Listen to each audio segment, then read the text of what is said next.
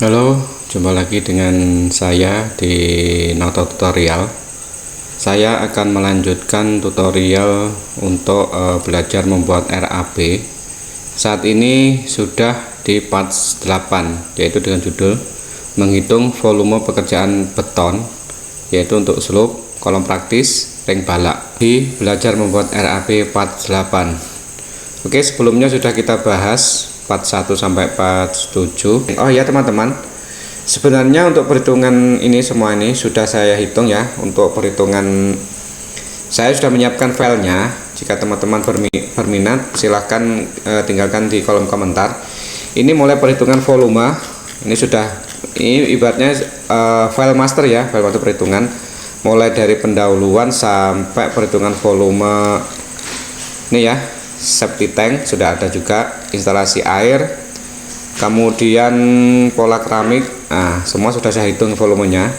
Bukan itu aja ya, dari kemudian kita rekap HASHB nya juga sudah analisa harga satuan pekerjaan untuk 2022 yang terbaru ya, berdasarkan PUPR nomor 1. Ini sudah lengkap, bahannya di sini, upahnya juga sudah ada. Jadi teman-teman kalau bikin RAB tinggal ganti di yang saya kasih blok ini, biru ini aja. Bahannya ini kita sesuaikan dengan daerah masing-masing teman ini. Begitu dengan upahnya. Kalau di tempat saya ini untuk daerah Kalimantan Timur ya, ini pekerja 125, kemudian untuk tukang 150, seperti itu ya. Ini bisa diedit di sini ya. Diedit di sini, kemudian untuk bahannya harganya bisa diedit di sini. Nah, untuk volumenya sekarang kan teman-teman lagi belajar bikin RAB untuk perhitungan volume ya. Kalau mau belajar nggak apa-apa, kita ikutin terus pembelajaran video saya dari awal sampai akhir nanti pembuatan RAB, sampai muncul RAB seperti ini ya nanti ya. Nah, ini rekapnya seperti ini rekapnya.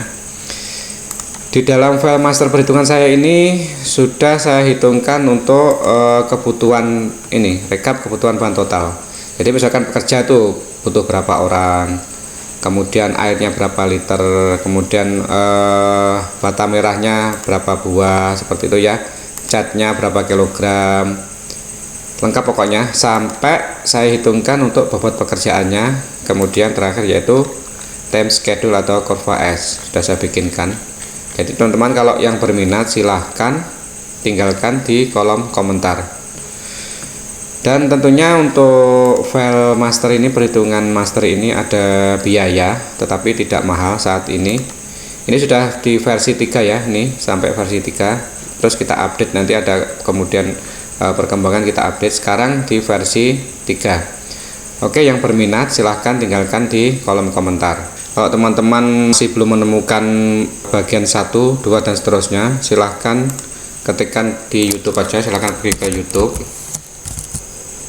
youtube.com, kemudian teman-teman di pencarian ini ketikkan Noto Tutorial. Nah, seperti ini. Nah, paling atas ini logonya seperti ini, diklik aja, pilih menu playlist ini. Nah, di sini ada 4 ya. Ini ada tutorial Excel, kemudian teknik sipil, Microsoft Word, kemudian teman-teman pilih di ini belajar membuat RAB. Klik aja di sini. Nah, nanti teman-teman diarahkan di sini. Nah, ini ada part 1, 2, 3 berurutan nih teman-teman ya, sampai part 7. Sekarang kita bahas untuk part 8-nya. Di part 8 ini, nah seperti ini kita belajar menghitung volume untuk slope. Kebetulan ini ukurannya 20 kali 25 cm. Seperti gambarnya, gambar kerjanya seperti ini, gambar detailnya. Untuk besi utamanya pakai diameter 8 mili, ada 8 buah. Nah, 1, 2, 3, 4, 5, 6, 7, 8. Ini ada saya kasih blok biru, ini bisa dirubah. Misalkan teman-teman di sini ada cuma 6, ya ketik aja 6 di sini ya. Kalau 8, 8 seperti itu ya. Kemudian panjang slope-nya ini, kalau kita double klik dia akan mengarah ke W89 ini, yaitu total. Jadi total dari slope ini kan sama dengan total dari 89 tadi ya. 8 sama dengan panjang total dari fondasi ya. 45 sama. Ini sudah ngeling semua. Kalau ada nggak saya blok ini sudah ngeling, nggak perlu dirubah. Ini juga sudah ngeling ke sini. Jadi panjang slope-nya 45 meter panjang totalnya ya. Kemudian panjang total besi utamanya berapa? Berarti total dari panjang slope-nya kalikan 8 buah sini. Ini kalikan ini. Totalnya yaitu 360. Kemudian kita mencari berapa batang ini. Dalam 360 meter ini ada berapa batang?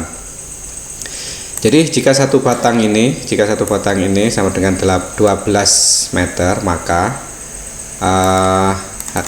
perhitungannya yaitu panjang dari besinya ini dibagi 12 meter ya, hasilnya 30 batang. Jika kita konversi ke dalam kilogram, maka kita cari koefisiennya. Diameter 8 ini beratnya itu dari tabel itu 4,74 kg ini dalam satu batang diameter 8 ya. Jadi berat totalnya tinggal kalikan aja 30 batang kalikan beratnya ini, udah ketemu 142,2 kg. Oke, kita lanjut. Kemudian kita hitung besi sengkangnya, atau orang lapangan bilang bagel. Kita besi sengkang menggunakan diameter 6 mm. Jika satu sengkang memerlukan berapa ini? Nah, seperti data di sini. Ini kalau kita hitung kan ini tambah ini tambah ini tambah ini ya. Totalnya berapa itu panjangnya?